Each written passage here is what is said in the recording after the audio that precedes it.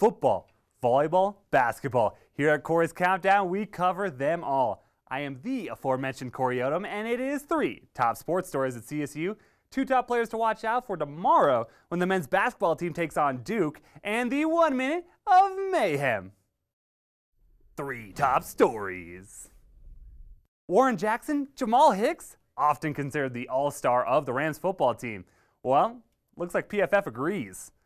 Pro Football Focus, or PFF, rates every player on every play to determine their true skill level. So here's Warren Jackson, who was awarded on the All-Mountain West team after this past week with a big win over UNLV. Now, 6 total Rams made up that team. Now, 5 of those players are on defense. That's right, 5 out of 11. Now, that defense was the one that shut out the Rebels in the first half, sacked the quarterback 5 times, and held them under 100 yards on the ground over the course of the entire game. Now, these All-Stars will have a bye week to prepare for the scary Air Force team in a game that may have bowl implications. So the football team's going into the bye week. The volleyball team is just coming off of their bye week, and they're looking to stay sharp versus a Fresno State team that they swept on October 10th. This time they'll be away from any Moby madness, so they'll have to be keeping their eyes on star outside hitter Desiree Sukoff, who led the team on the 10th. She is one who really did well early in the game, as well as doing well, and she got some adjustments later, and she ended up with 13 kills on 36 attempts and a .250 hitting percentage. Now that is a full 150 points higher than CSU averagely gives up on hitting percentage, so she did well, even though she did have 4 errors in the second 2 sets. As of right now, they're playing in sunny Cali, where the Rams are up 20-14 in the first set. So if you've been following CSU, you know that they have a tendency to start slow in the first set, but they are really looking like they're going to pull off this first one and potentially go for the sweep on the other side. Now, if you want to see how that game finishes, you're going to have to tune it back in on Monday for all of that coverage. Now, Nico Carvacho had a record-breaking night to start off the season for men's basketball versus Denver on Tuesday. We see that he's doing a great job really doing one-on-one defense, but as you can see, the team really struggles when there's get past the first defender. That's something that the Blue Devils might do. Here's another mistake where Carvacho's up on a point guard. That's something that the Blue Devils will take advantage of all day if they can. Here's something that I did like, though. Great ball movement here to get the ball to Chris Martin, who scored underneath. But here's another problem, though. As the ball movement doesn't happen on this play, it does end up working out there at the end as he was able to score. But I do not believe those kind of low ball movement plays will be quite as successful against Duke.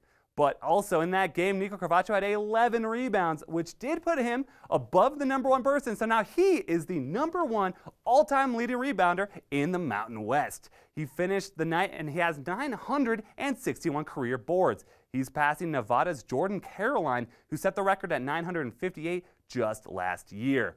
The Rams would go on to win versus Denver with a score of 74-63.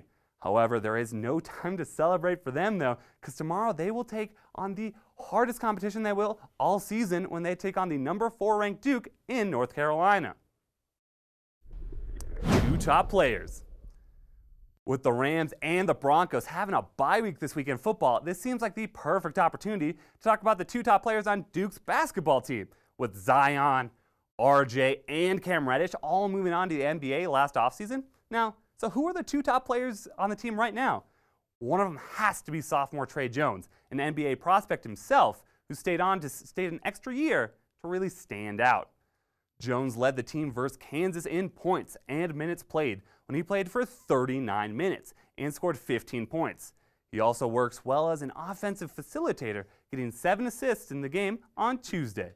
He also does a good job working in the defensive system that Coach K has set up for him. So that sophomore has already stepped up big. But how about this sophomore star, the freshman phenomenon? Cassius Stanley started his first college game off right. Stanley played for 30 minutes, going 5 for 6 from the field and nailing one from behind the arch. Coach K must be happy with Stanley generating 2 steals in his first ever game against a dominant Kansas team. All right, 1 minute mayhem. All right, so last week, James, he did all right, but now your suffering is over because the professional is here for this week's Minute of Mayhem. That's right, it's 11 questions I have never seen, and I'll have 1 minute to answer them all. So let's get started. Do you finally believe in Lamar Jackson? You're going to keep answering until I say yes? I believe more in him now. I'm going to hold off on giving him whatever, the number one award right now. Number 2. Thoughts on the Washington Trent Williams thing? It's really unfortunate that he doesn't feel like he has a team and they don't trust him or want to go to the hospital there for him, so that's really sad. Number 3, are the Jets the worst NFL team? They really might be. They just lost to the Dolphins. That can't be happening and still have any pride in yourself at all. So question number 4, why can't the Browns win with Odell? I don't know. Maybe Eli wasn't that bad. Whoa, no, we can't say that. Baker Mayfield's a god, I guess. I don't know. Question number 5, where's Garrett Cole going? Why does he have to go anywhere? I think that he's perfectly comfortable there on the Astros. Number 6, who won the Leonard Williams trade? It has to be the Giants, right? He already got a hit and he got multiple pressures in that last game they played.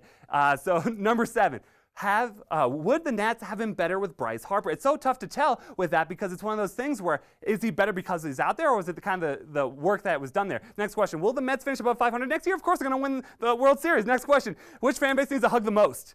Me, because I failed. No hug? All right.